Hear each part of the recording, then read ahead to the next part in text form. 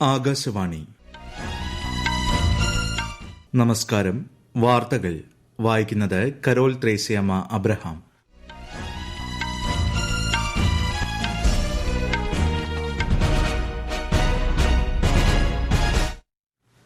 പ്രധാന വാർത്തകൾ. ഗോതമ്പിന്റെ സംഭരണ നില അറിയിക്കാൻ സംസ്ഥാനങ്ങൾക്ക് നിർദ്ദേശം നൽകി കേന്ദ്ര സർക്കാർ. കേന്ദ്ര വിദേശകാര്യമന്ത്രി എസ് ജയശങ്കർ യുക്രൈൻ വിദേശകാര്യമന്ത്രിയുമായി കൂടിക്കാഴ്ച നടത്തി. ഉഭയകക്ഷി പങ്കാളിത്തവും പരസ്പര താൽപര്യവുമുള്ള വിഷയങ്ങളിലെ സഹകരണവും ചർച്ച ചെയ്തു. റഷ്യൻ സംഘർഷ മേഖലയിലെ ഇന്ത്യക്കാരെ തിരികെ എത്തിക്കാനുള്ള ശ്രമങ്ങൾ പുരോഗമിക്കുന്നതായി വിദേശകാര്യ സഹമന്ത്രി വി മുരളീധരൻ. ഗാസയിൽ ഭക്ഷ്യസാധനങ്ങൾ എത്തിക്കുന്നതിന് അടിയന്തര നടപടി സ്വീകരിക്കാൻ ഇസ്രായേലിനോട് ഉത്തരവിട്ട് അന്താരാഷ്ട്ര നീതിന്യായ കോടതി. കേരളത്തിൽ വിവിധ ജില്ലകളിൽ താപനില ഉയരുമെന്ന് കേന്ദ്ര കാലാവസ്ഥാ വകുപ്പിന്റെ മുന്നറിയിപ്പ്. ഐപിഎല്ലിൽ റോയൽ ചലഞ്ചേഴ്സ് ബംഗളൂരുവിനെതിരെ ടോസ് നേടിയ കൊൽക്കത്ത ഫീൽഡിംഗ് തിരഞ്ഞെടുത്തു. വാർത്തകൾ വിശദമായി. കൃഷി, ആരോഗ്യം, വിദ്യാഭ്യാസം എന്നിവയിൽ സാങ്കേതികവിദ്യയ്ക്ക് വലിയ പങ്ക് വഹിക്കാൻ കഴിയുമെന്ന് പ്രധാനമന്ത്രി നരേന്ദ്രമോദി. ഡിജിറ്റൽ സൌകര്യങ്ങൾ കാലത്തിന്റെ ആവശ്യമാണെന്നും സർക്കാർ എല്ലാ ഗ്രാമങ്ങളിലേക്കും ഇത്തരം സൌകര്യങ്ങൾ വ്യാപിപ്പിക്കുകയാണെന്നും ന്യൂഡൽഹിയിലെ ഔദ്യോഗിക വസതിയിൽ പ്രമുഖ അമേരിക്കൻ വ്യവസായി ബിൽ ഗേറ്റ്സുമായി സംവദിക്കവെ ശ്രീ മോദി പറഞ്ഞു. നിർമ്മിത ബുദ്ധി, സ്ത്രീ ശാക്തീകരണം തുടങ്ങി വിവിധ വിഷയങ്ങളിൽ പ്രധാനമന്ത്രി ബിൽ ഗേറ്റ്സുമായി ചർച്ച നടത്തി. കേന്ദ്ര വിദേശകാര്യമന്ത്രി എസ് ജയശങ്കർ യുക്രൈൻ വിദേശകാര്യമന്ത്രി മിട്രോ കുലോവയുമായി ന്യൂഡൽഹിയിൽ കൂടിക്കാഴ്ച നടത്തി. റഷ്യ യുക്രൈൻ സംഘർഷം, അതിന്റെ പ്രത്യാഘാതങ്ങൾ എന്നിവ ഇരുവരും ചർച്ച ചെയ്തു. ഉഭയകക്ഷി പങ്കാളിത്തവും പരസ്പര താൽപര്യവുമുള്ള പ്രാദേശിക ആഗോള വിഷയങ്ങളിലെ സഹകരണവും സംബന്ധിച്ച കാര്യങ്ങൾ ചർച്ച ചെയ്തതായി ശ്രീ ജയശങ്കർ സമൂഹമാധ്യമത്തിൽ കുറിച്ചു. 2 ദിവസത്തെ സന്ദർശനത്തിനായാണ് യുക്രൈൻ വിദേശകാര്യമന്ത്രി ഇന്ത്യയിലെത്തിയത്. ഗോതമ്പിന്റെ സംഭരണ നില അറിയിക്കാൻ സംസ്ഥാനങ്ങൾക്ക് നിർദ്ദേശം നൽകി കേന്ദ്ര സർക്കാർ. എല്ലാ സംസ്ഥാനങ്ങളിലെയും കേന്ദ്രഭരണ പ്രദേശങ്ങളിലെയും മൊത്ത കച്ചവടക്കാർ, ചില്ലറ വ്യാപാരികൾ, ഭക്ഷ്യ സംസ്കരണം നടത്തുന്ന സ്ഥാപനങ്ങൾ എന്നിവ ഏപ്രിൽ 1 മുതലുള്ള ഗോതമ്പിന്റെ സംഭരണ നില അറിയിക്കാനും കേന്ദ്ര ഭക്ഷ്യ പൊതുവിതരണ മന്ത്രാലയം അറിയിച്ചു.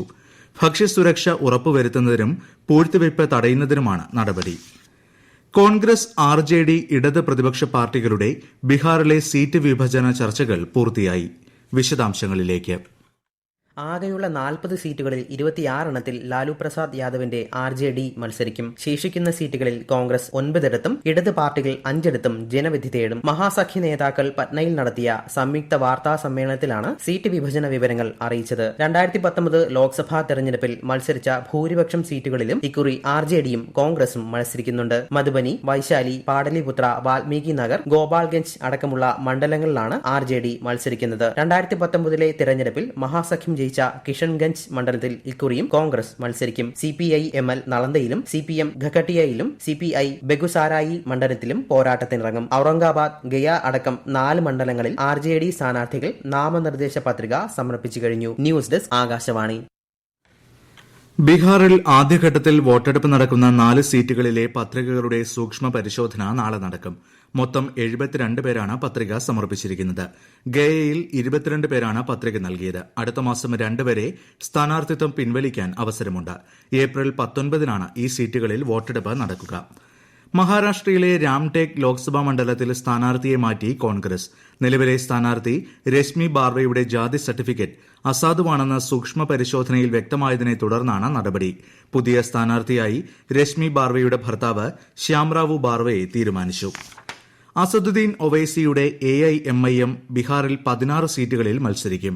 പാടലിപുത്ര, വാൽമീകി നഗർ, മധുബനി അടക്കമുള്ള മണ്ഡലങ്ങളിൽ സ്ഥാനാർത്ഥികളെ നിർത്തുമെന്ന് പാർട്ടി സംസ്ഥാന അധ്യക്ഷൻ അറിയിച്ചു. നേരത്തെ 11 സീറ്റുകളിലെ സ്ഥാനാർത്ഥികളെ പാർട്ടി പ്രഖ്യാപിച്ചിരുന്നു. ഈ വാർത്തകൾ ആകാശവാണിയിൽ നിന്ന്. ആകാശവാണി വാർത്തകളും വാർത്താധിഷ്ഠിത പരിപാടികളും all India radio news Thiruvananthapuram എന്ന യൂട്യൂബ് ചാനലിൽ ലഭ്യമാണ്. കൂടുതൽ വാർത്തകൾക്കായി @all India radio news Thiruvananthapuram എന്ന ഫേസ്ബുക്ക് പേജും @ARnews_TVM എന്ന എക്സ് ഹാൻഡിലും സന്ദർശിക്കാം. റഷ്യയിലെ സംഘർഷ മേഖലയിൽ പെട്ടുപോയ ഇന്ത്യക്കാരെ തിരികെ എത്തിക്കാനുള്ള ശ്രമം കേന്ദ്ര സർക്കാരിന്റെ വിവിധ തലങ്ങളിൽ നടക്കുന്നതായി വിദേശകാര്യ സഹമന്ത്രി വി മുരളീധരൻ തിരുവനന്തപുരത്ത് മാധ്യമങ്ങളോട് പറഞ്ഞു. റഷ്യയിലെ സംഘർഷ മേഖലയിൽ 4 മലയാളികൾ ഉള്ളതായിട്ടാണ് ഇപ്പോഴുള്ള വിവരം. അതിൽ 2 പേർ മോസ്കോയിലുള്ള ഇന്ത്യൻ എംബസിയിൽ സുരക്ഷിതരാണ്. മറ്റ് 2 പേരെ തിരികെ എത്തിക്കാൻ റഷ്യൻ പ്രതിരോധ സേന വഴി ഊർജിതമായ ശ്രമം നടത്തുന്നുവെന്നും ശ്രീ മുരളീധരൻ പറഞ്ഞു. നടപ്പ് സാമ്പത്തിക വർഷത്തിൽ റെക്കോർഡ് വിൽപ്പനയുമായി കേന്ദ്ര സർക്കാരിന്റെ ജെം പോർട്ടൽ 4 ലക്ഷം കോടി രൂപ വിപണി മൂല്യമുള്ള ഉത്പന്നങ്ങളുടെ വിൽപ്പനയാണ് ഇക്കൊല്ലം പോർട്ടലിലൂടെ നടന്നത്. കഴിഞ്ഞ വർഷത്തെ അപേക്ഷിച്ച് ഇരട്ടിയാണ് ഇത്. ഇതിൽ 50% സേവനങ്ങളിൽ നിന്നാണെന്ന് ജെം സിഇഒ പി.കെ. സിംഗ് അറിയിച്ചു. ഗാസയിൽ ഭക്ഷ്യക്ഷാമം ഒഴിവാക്കുന്നത് ലക്ഷ്യമിട്ട് അടിസ്ഥാന ഭക്ഷ്യസാധനങ്ങൾ കാലതാമസമില്ലാതെ എത്തിക്കുന്നതിന് അടിയന്തരവും ഫലപ്രദവുമായ നടപടികൾ സ്വീകരിക്കാൻ അന്താരാഷ്ട്ര നീതിന്യായ കോടതി ഇസ്രായേലിനോട് ഉത്തരവിട്ടു. പലസ്തീൻ ജനത ആഴ്ചകൾക്കുള്ളിൽ ഭക്ഷ്യക്ഷാമം നേരിടാൻ ഇടയുണ്ടെന്ന മുന്നറിയിപ്പ് കണക്കിലെടുത്താണ് നിർദ്ദേശം.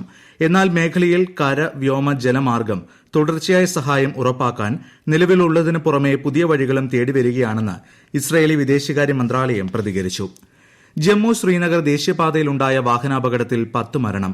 റംബാൻ ജില്ലയിലെ ബാട്രിക് ഷെഷ്മയ്ക്ക് സമീപം ജമ്മുവിൽ നിന്ന് ശ്രീനഗറിലേക്ക് പോവുകയായിരുന്ന വാഹനം റോഡിൽ നിന്ന് ദിശ മാറി മലയിടുക്കിലേക്ക് പതിക്കുകയായിരുന്നു. സംഭവത്തിൽ രാഷ്ട്രപതിയും പ്രധാനമന്ത്രിയും ജമ്മുകശ്മീർ ലഫ്റ്റനന്റ് ഗവർണറും അനുശോചനം അറിയിച്ചു.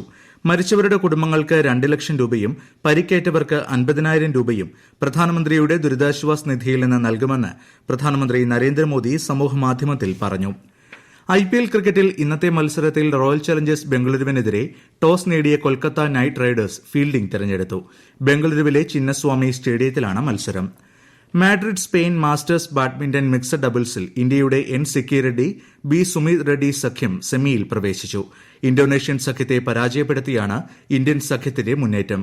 വനിതാ വിഭാഗം സിംഗിൾസിൽ ഇന്ത്യയുടെ പി.ബി. സിന്ധുവിന്റെ ക്വാർട്ടർ മത്സരം പുരോഗമിക്കുന്നു. പുരുഷ വിഭാഗം ഡബിൾസിൽ ഇന്ത്യയുടെ ധ്രുവ് കപില, എം.ആർ. അർജുൻ സഖ്യവും ക്വാർട്ടർ ഫൈനലിൽ പ്രവേശിച്ചിട്ടുണ്ട്.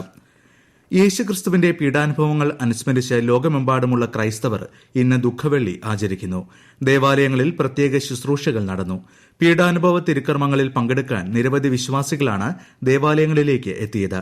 കേരളത്തിലെ ദേവാലയങ്ങളിൽ കുരിശിന്റെ വഴി പ്രയാണം നടന്നു. ആയിരക്കണക്കിന് തീർത്ഥാടകരാണ് മലയാറ്റൂർ കുരിശുമുടിയിൽ എത്തിയത്. യേശുക്രിസ്തുവിന്റെ ഉയർത്തെഴുന്നേൽപ്പിനെ അടയാളപ്പെടുത്തുന്ന ഈസ്റ്റർ മറ്റന്നാളാണ്. കേരളത്തിൽ വിവിധ ജില്ലകളിൽ താപനില ഉയരുമെന്ന മുന്നറിയിപ്പ്. കൊല്ലം, തൃശൂർ, പാലക്കാട് ജില്ലകളിൽ 39 ഡിഗ്രി സെൽഷ്യസ് വരെ താപനില ഉയരാം. പത്തനംതിട്ട, കോട്ടയം ജില്ലകളിൽ ഉയർന്ന താപനില 38 ഡിഗ്രി സെൽഷ്യസ് വരെയാകാമെന്നാണ് പ്രവചനം.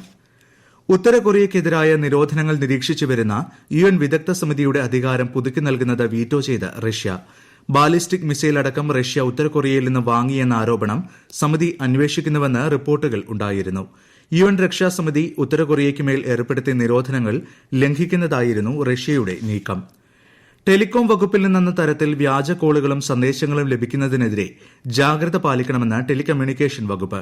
www.sanjarsathi.gov.in എന്ന സഞ്ചാർ സാഥി പോർട്ടലിൽ ഇത്തരം തട്ടിപ്പ് ആശയവിനിമയങ്ങൾ റിപ്പോർട്ട് ചെയ്യാൻ സൌകര്യം ഒരുക്കിയിട്ടുണ്ടെന്നും ടെലികോം വകുപ്പ് അറിയിച്ചു. ആലുവായ്മൊഴി, നാഗർകോവിൽ, കന്യാകുമാരി ഭാഗത്ത് നിർമ്മാണ ജോലികൾ നടക്കുന്നതിനാൽ ട്രെയിൻ സർവീസുകളിൽ മാറ്റം. ഇന്നു മുതൽ ഏപ്രിൽ 1 വരെ നിരവധി അൺറിസർവ്ഡ് സ്പെഷ്യൽ ട്രെയിനുകൾ റദ്ദാക്കി. പൊതു തെരഞ്ഞെടുപ്പ് പ്രഖ്യാപിച്ചതിന് ശേഷം സി വിജിൽ ആപ്പ് വഴി 79,000-ലധികം പരാതികൾ ലഭിച്ചതായി തെരഞ്ഞെടുപ്പ് കമ്മീഷൻ. ഇതിൽ 99% പരാതികളും പരിഹരിച്ചു. സ്വതന്ത്രവും നീതിയുക്തവുമായ തെരഞ്ഞെടുപ്പ് പ്രക്രിയ ഉറപ്പുവരുത്തുന്നതിനുള്ള തെരഞ്ഞെടുപ്പ് കമ്മീഷന്റെ ഡിജിറ്റൽ സംവിധാനമാണ് സി വിജിൽ. ഇന്ത്യയുടെ ആത്മീയ ബോധത്തെ മുന്നോട്ട് നയിച്ചയാളാണ് ശ്രീമദ് സ്വാമി സ്മരണാനന്ദജി മഹാരാജ് എന്ന് പ്രധാനമന്ത്രി നരേന്ദ്രമോദി. അദ്ദേഹത്തിന്റെ വിയോഗം വലിയ നഷ്ടമാണെന്നും ശ്രീ മോദി സമൂഹമാധ്യമത്തിൽ പറഞ്ഞു. രാമകൃഷ്ണ മഠം അധ്യക്ഷനാണ് സ്വാമി സ്മരണാനന്ദ. പ്രധാന വാർത്തകൾ വീണ്ടും. ഗോതമ്പിന്റെ സംഭരണ നില അറിയിക്കാൻ സംസ്ഥാനങ്ങൾക്ക് നിർദ്ദേശം നൽകി കേന്ദ്ര സർക്കാർ. കേന്ദ്ര വിദേശകാര്യമന്ത്രി എസ് ജയശങ്കർ യുക്രൈൻ വിദേശകാര്യമന്ത്രിയുമായി കൂടിക്കാഴ്ച നടത്തി. ഉഭയകക്ഷി പങ്കാളിത്തവും പരസ്പര താൽപര്യവുമുള്ള വിഷയങ്ങളിലെ സഹകരണവും ചർച്ച ചെയ്തു. റഷ്യൻ സംഘർഷ മേഖലയിലെ ഇന്ത്യക്കാരെ തിരികെത്തിക്കാനുള്ള ശ്രമങ്ങൾ പുരോഗമിക്കുന്നതായി വിദേശകാര്യ സഹമന്ത്രി വി മുരളീധരൻ. ഗാസയിൽ ഭക്ഷ്യസാധനങ്ങൾ എത്തിക്കുന്നതിന് അടിയന്തര നടപടി സ്വീകരിക്കാൻ ഇസ്രായേലിനോട് ഉത്തരവിട്ട് അന്താരാഷ്ട്ര നീതിന്യായ കോടതി. കേരളത്തിൽ വിവിധ ജില്ലകളിൽ താപനില ഉയരുമെന്ന് കേന്ദ്ര കാലാവസ്ഥാ വകുപ്പിന്റെ മുന്നറിയിപ്പ്. ഐപിഎല്ലിൽ റോയൽ ചലഞ്ചേഴ്സ് ബംഗളൂരുവിനെതിരെ ടോസ് നേടിയ കൊൽക്കത്ത ഫീൽഡിംഗ് തെരഞ്ഞെടുത്തു. വാർത്തകൾ കഴിഞ്ഞു. അടുത്ത വാർത്താ പ്രക്ഷേപണം 8:35-ന്.